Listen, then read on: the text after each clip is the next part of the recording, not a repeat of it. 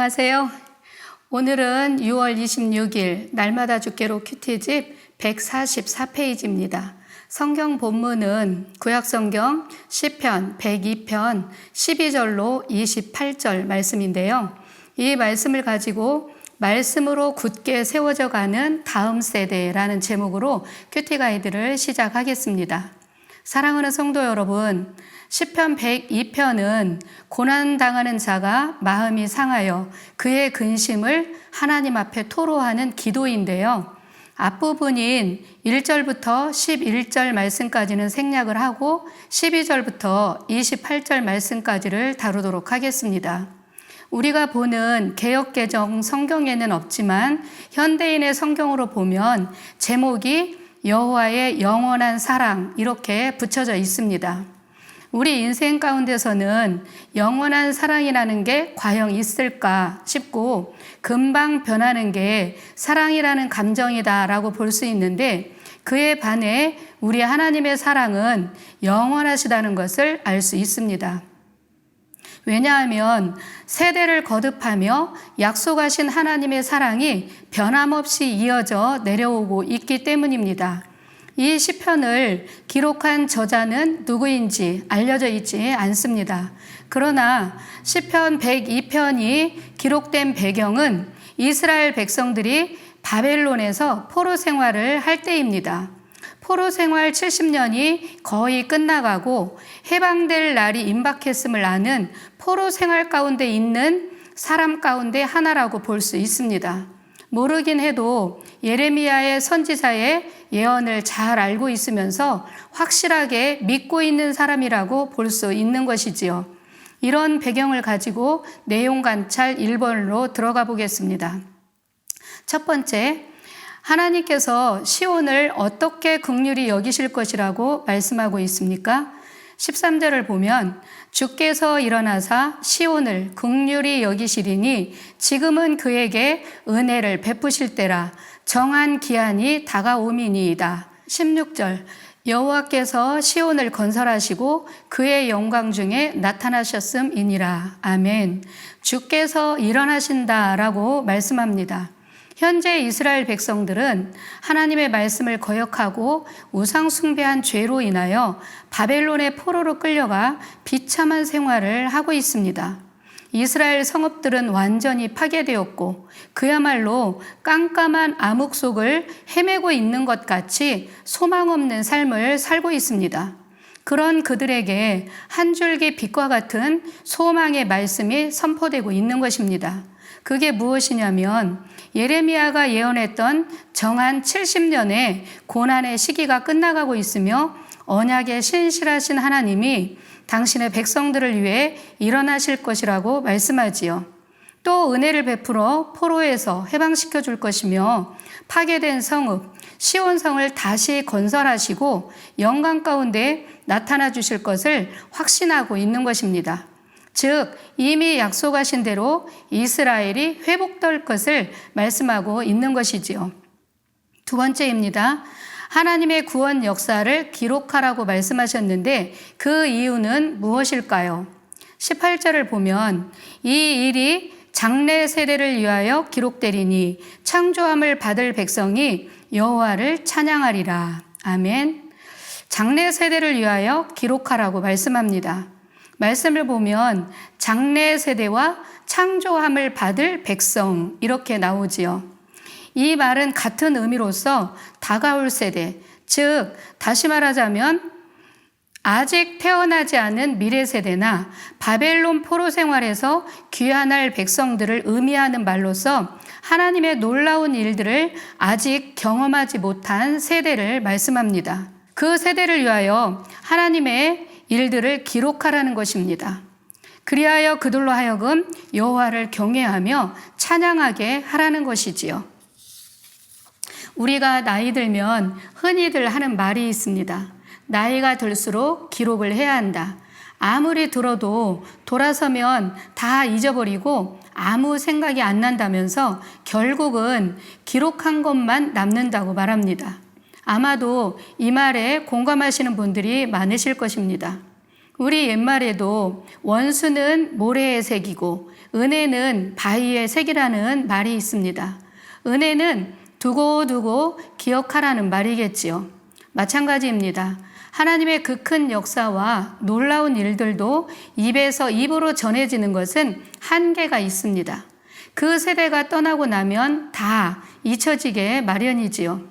그래서 잊혀지지 않고 전해지도록 하기 위하여 기록을 하라는 것입니다. 다른 말로 하자면 이 하나님의 은혜가 지금 이 세대에서 끊어지지 않고 보존되어 다음 세대까지 계속 이어지게 하라는 말씀인 것이지요. 누가복음 1장 1절로 2절 말씀을 보면 이렇게 되어 있습니다. 우리 중에 이루어진 사실에 대하여 처음부터 목격자와 말씀에 일꾼된 자들이 전하여 준 그대로 내력을 저술하려고 붓을 든 사람이 많은지라. 아멘. 기록하려고 붓을 든 사람이 많았다고 합니다. 신약에 와서 예수님께서는 수많은 이적과 표적을 보여주시면서 자신이 하나님 되심을 나타내 주셨습니다. 그것을 따라다니며 눈으로 보았던 수많은 사람들이 있었는데 만약에 와 하고 감탄만 하고 기록으로 남겨놓지 않았더라면 어떻게 되었을까요? 아마 그들의 다음 세대인 오늘의 우리에게까지 이 복음은 흘러오지 못했을 것입니다. 그러나 감사하게도 예수님의 행적을 눈으로 보았던 그 많은 사람들 가운데 그 역사를 기록한 사람들이 있었기에 2000년이 지난 지금 우리들에게까지 이 복음은 생생하게 전해지고 있으며 앞으로 다음 세대들에게도 능히 전해질 것입니다. 세 번째입니다. 여호와께서 땅을 감찰하신 목적은 무엇일까요? 20절을 봅니다.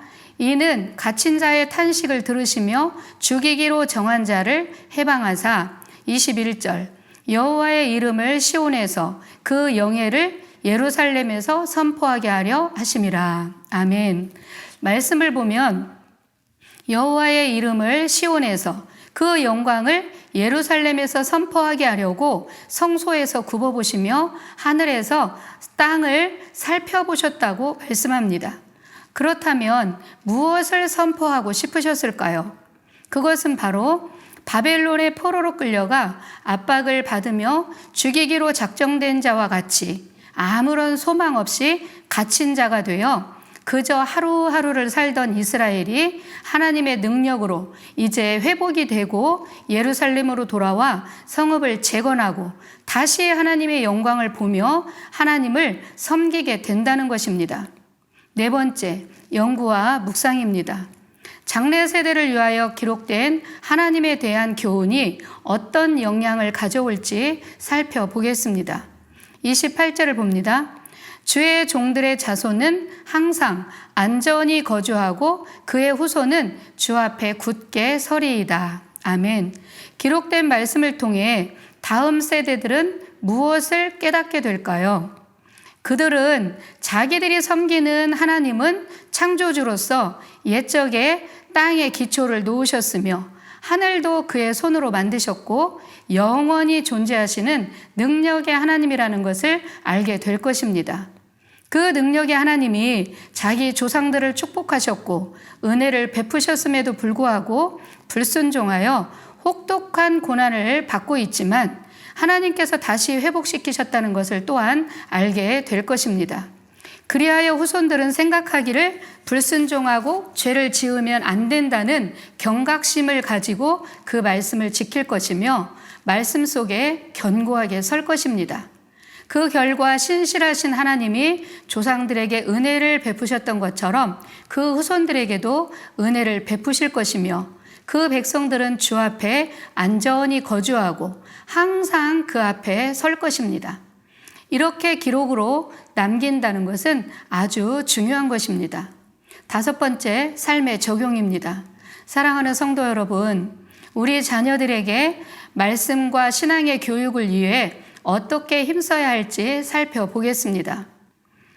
신명기 6장 4절로 9절을 보면 이스라엘아 들으라 라고 말씀하시면서 먼저는 우리 하나님은 오직 유일한 여호와시니 너는 마음을 다하고 뜻을 다하고 힘을 다하여 내 하나님을 사랑하라 라고 말씀하셨습니다.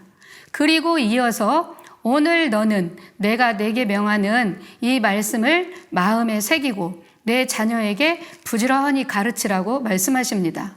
어떻게 가르쳐야 할까요? 집에 앉았을 때이든지 길을 갈 때이든지 누웠을 때이든지 일어날 때이든지 이 말씀을 논하고 가르치라고 하지요. 반복하고 또 반복하여서 가르치라는 것입니다. 이것은 굉장히 중요합니다. 반복하여 가르쳐야 마음에 새겨지기 때문입니다. 사랑하는 성도 여러분, 오늘 이 아침 우리 자녀들에게 하나님이 너와 함께 하실 거야. 오늘 또 하나님께서 너를 축복하실 거야 하고 인사함으로 하나님을 기억하게 하여 승리하는 하루가 되시기를 바랍니다. 아멘.